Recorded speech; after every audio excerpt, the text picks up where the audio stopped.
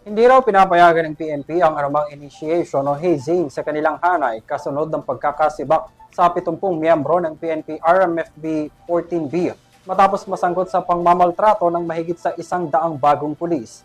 Ayon sa PNP, sakaling mapatunayang may nilabag, papatawan ng criminal at admin cases ang mga sangkot.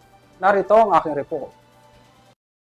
May mga pasak, bakas ng palo, suntok, senyales na dumaan sa isang matinding pananakit ang ilang bagong pulis sa Lamitan City, Basilan. Dahil dito, sinibak na sa pwesto ang buong tropa ng Police Regional Office Bangsamoro Administrative Region Mobile Force Battalion 14B matapos ang viral video ng pangmamaltrato o hazing ng mga miyembro nito sa reception rights. Ayon kay PNP spokesperson Brigadier General Randolph Tuanio, nagreklamo ang mga biktima na katatapos lang ng kanilang Basic Internal Security Operations Course o BISOC. Nangyari ang hazing sa pagitan ng alas 12 ng tanghali hanggang alas 6 ng gabi noong February 6 sa reception rights sa mga bagong polis kung saan nag-viral sa social media ang mga larawan at video ng insidente. Kabilang sa mga sinibak ang 70 tauhan at 12 non-commissioned officers na silang umano'y responsable sa pangmamaltrato. 18 ang lumalabas na complainants sa naturang initiation at inaasahang papalo sa mahigit 100 ayon kay Tuanio. Sumailalim na raw sa medical evaluation ng mga nagreklamo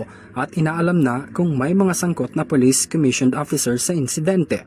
Nasa ilalim na ng PRO Bangsamoro Autonomous Region Holding Accounting sa Maguindanao del Norte ang buong tropa ng RMFB 14B habang nagpapatuloy pa ang investigasyon para maisampa ang Republic Act No. 11053 o ang Anti-Hazing Act.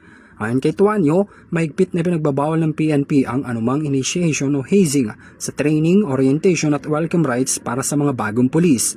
Binigyang diin ng PNP na ang mga ganitong insidente ay tahasang paglabag sa disiplina, dangal at sinumpaang tungkulin ng pagiging pulis at hindi kailanman dapat ituring na bahagi ng tradisyon. Tiniyak rin nito na sino mang mapapatunayang may pagkakamali sa hazing ay mananagot ng criminal at administrative cases. Para sa EuroTV News, ako si Henry V.